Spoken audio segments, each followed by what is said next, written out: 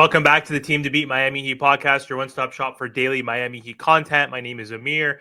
This is the post-game show. The Miami Heat lost to the Boston Celtics 108-89 in Boston without Jimmy Butler, but the Boston Celtics were not with Drew Holiday, Al Horford, and Kristaps Porzingis. So we can't use the excuse of not having Jimmy Butler because arguably, I would say those three players outweigh Jimmy Butler and even Kevin Love and whoever else didn't play for the Miami Heat. The Miami Heat had pretty much everybody in their core rotation except for Jimmy Butler, and they got embarrassed in Boston, and it wasn't a fun game to watch.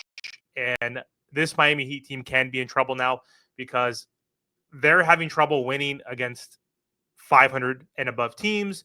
And the only games they seem to win are against bad teams, but they also find ways to lose to those bad teams. So they have lost to the Raptors a few nights ago, now to the Celtics. They're on a 2-game losing streak, and I believe they're 9-10. Yes, they're 9-10.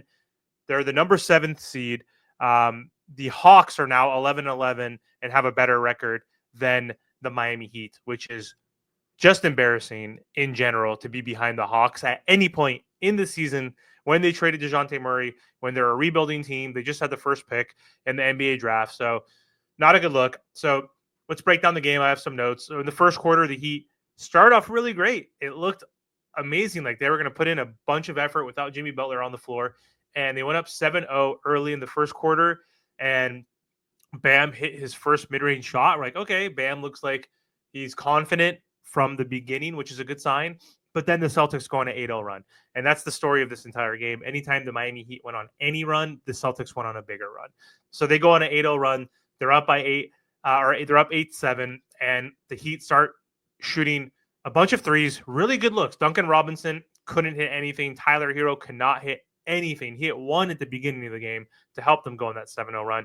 After that, couldn't hit a shot. So they had a bunch of good looks, and they start off the game 3 for 11 within the first 6 minutes, 1 for 7 from 3. So not a good start after starting off hot 7-0.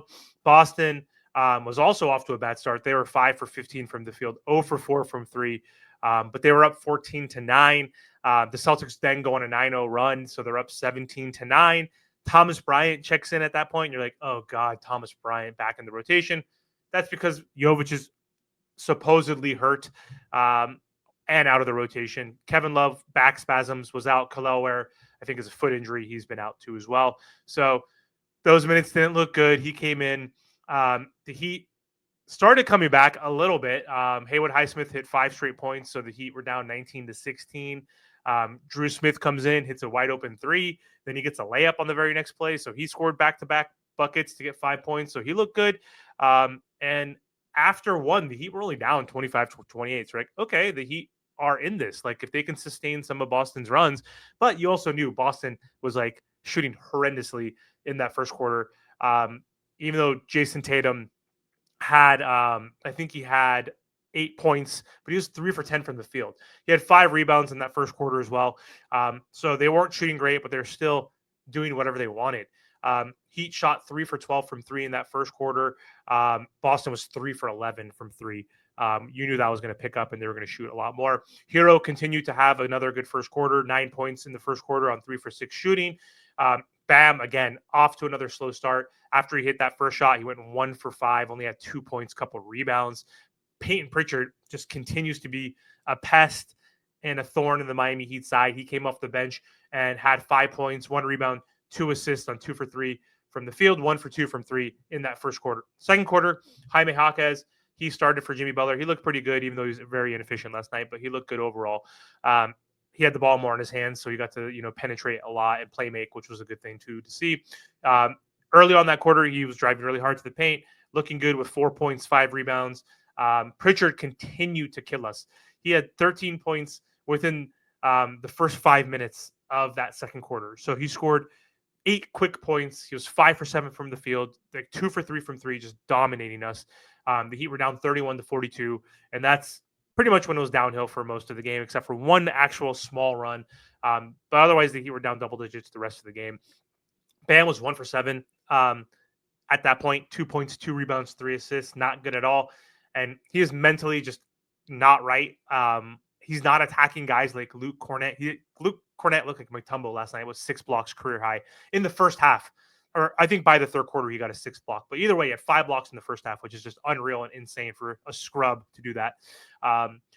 Peyton Pritchard continued to score more. He had, I think, 18 points in that first half, which is just utterly ridiculous. Celtics started hitting a bunch of threes in that second quarter. Heat were down 16 with 3 minutes to go. The Heat were 3 for 18 from 3 by halftime. Boston then eventually became hot. They hit 7 in that quarter, so they were 10 for 26. Hawkes had a good first half. He had 13 points, 7 rebounds, 3 assists, 2 steals. Bam was 2 for 10 with 4 points, 4 rebounds, 3 assists. Just not reliable. Someone who's a max player, you need to step up when Jimmy Butler's out. We don't need you to score 25 a game. We need you to get back to your average of 20. But also, we just need you to be confident, and you can't be this inconsistent. Like, his field goal percentage at the rim is down. It's a career low. His field goal percentage in general is 42%. Last year was like 50. Like, that's just unacceptable. He's not finishing at the rim. He's not hitting the mid-range. He's missing those threes, not taking those threes. Not a good look. Hero at half had 11 points. He was 1 for 6 from 3. So, like I said, the Heat were horrendous from the 3-point line. Jaylen Brown started heating up in that second quarter, even though he was inefficient, 4 for 14 from the field. He had 16 points at half, 5 rebounds, 2 assists, 1 for 6 from 3. Tatum had 10. Pritchard had 16, actually, not 18 off the bench. So, rough game. After the half, the Heat did, again, go on a nice little run. They went on a 7-0 run, and they were down 52-60, which was great. They cut that lead to 8, and just like that, the Celtics go on an 8-0 run. The lead 68-52. Like I mentioned earlier, Luke Cornett had 6 blocks. He got a 6th block in that third quarter to help them on that run. Bam, still not scoring in that third quarter, not confident. The Heat are down 73-55 with 6 minutes to go, and it just looks just like abysmal at this point. The Heat are missing layups at will. They're getting to the rim. Hero's missing layups. Bam's missing layups. Hawkes is missing layups. Like, it's just unfortunate to see. Drew Smith did look good, though, honestly. Like, people talk shit on Drew Smith and say he's a scrub, doesn't deserve a spot. But, like, for someone who doesn't deserve a spot, he's the only guy who tries to play defense outside of Haywood and Bam. He took 2 charges in that game. We'll look at his box score at the end, but hit some threes, got to the rack, was helping put Bam in the right spots, even though he was missing everything. He looked good. Bam was 2 for 12 by the end of the third quarter. So fourth quarter, my notes, I just wrote Miami Heat suck. Those were my notes. So don't need to get into the fourth quarter. The Miami Heat lost big time. It was a struggle. Kashaw Johnson got some time, and some of the other backups eventually got some time. But yeah, this Miami Heat team doesn't have an identity. They're not looking good offensively, obviously. They're not looking good defensively. It's just tough to see what this team is good at right now. They're not really good at shooting threes. They're not really good at getting to the paint. They're not really good at rebounding. Like, it's just a tough season. They're a mediocre team right now, and they're showing that. They're mediocre because they find ways to lose games. They could stay in games, and they're in a lot of clutch games, but they don't find ways to win like a great team does. Like, an example of a team I hate in football, the Chiefs, the Kansas City Chiefs.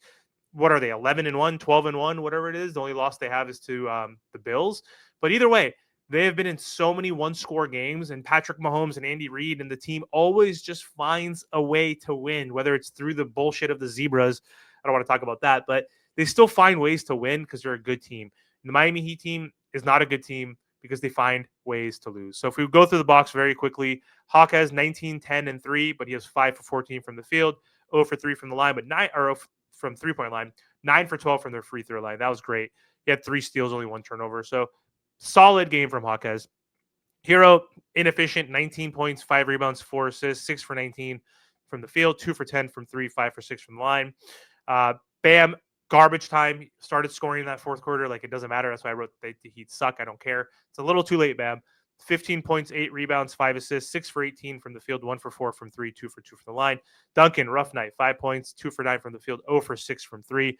Terry Rozier, non-existent off the bench, 22 minutes, he had 4 points, 2 for 6 from the field, 0 for 2 from 3. Drew Smith, 21 minutes, 8 points, 4 rebounds, 2 assists, 3 for 6, 2 for 2 from the line. had 2 steals, 2 charges. So good job, Drew Smith.